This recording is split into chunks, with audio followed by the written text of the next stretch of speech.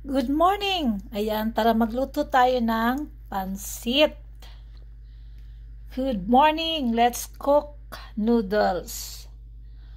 Pansit, Filipinos favorite.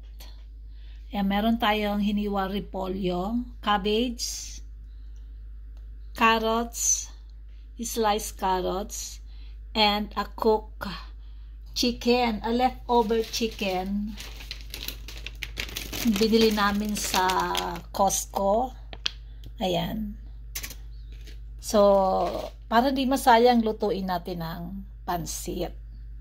Meron akong onion, slice,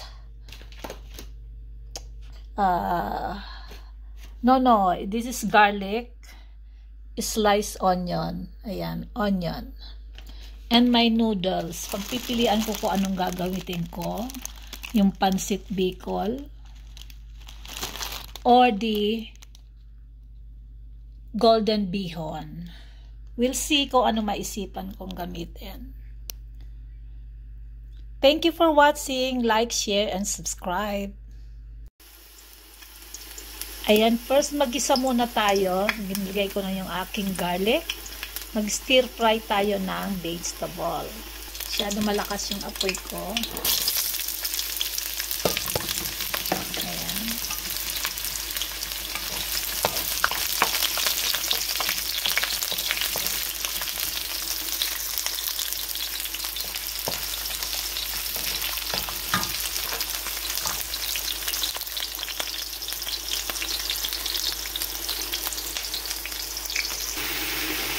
So, nilagay na natin yung leftover chicken natin.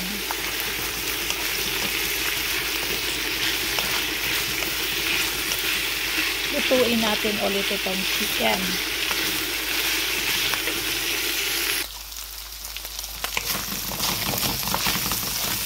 Yan, since luto na rin naman ito, lagyan na natin itong carrots. Carrots kasi medyo matagal-tagal na ano.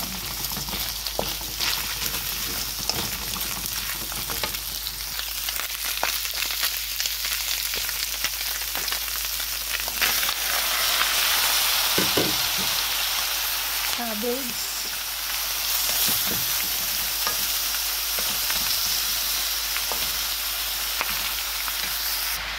Since nag-watch tayo ng ating kinakain, kaya ginamit natin chicken lang without meat, without pork. So this is only a chicken breast. At saka damihan natin ng gulay. Yan. Gulay is life. Vegetable is life. So this is only carrots and cabbage with chicken breast. Nilagyan ko na rin ng seasoning, a little bit of salt, since the chicken is already cooked and salted.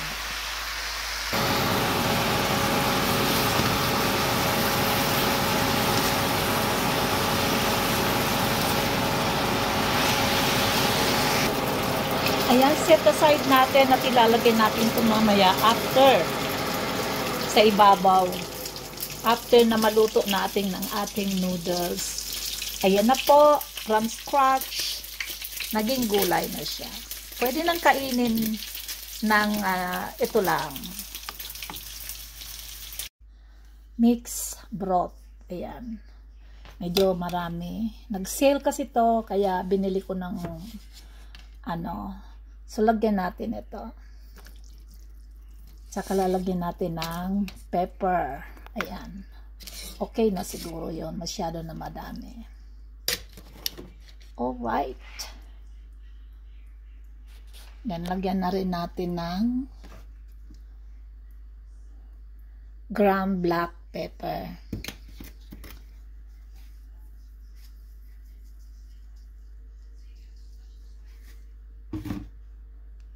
And wait until na mag-boil, and we're going to put the noodles. By the way, I'm going to cook pansit, Filipinos' favorite noodles. Ang walang kamatayang pansit. Ayan, boiling na. Lagyan natin itong noodles.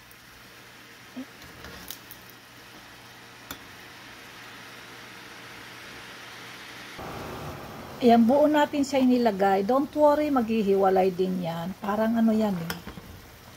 Oh. Kahit na magkasama, lagi. Oh, kasama sila, maghihiwalay din yan. Ayan, nilagyan natin siya ng konting pansit bato. Pansit from Bicol. Ayan, so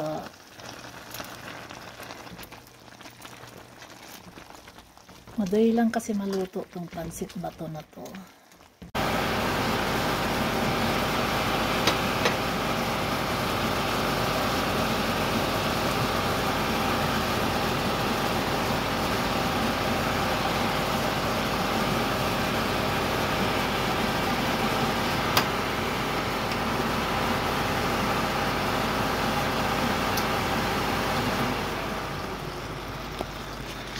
Ayan, done cooking. My not perfect, but perfect pansit. My pansit from scratch.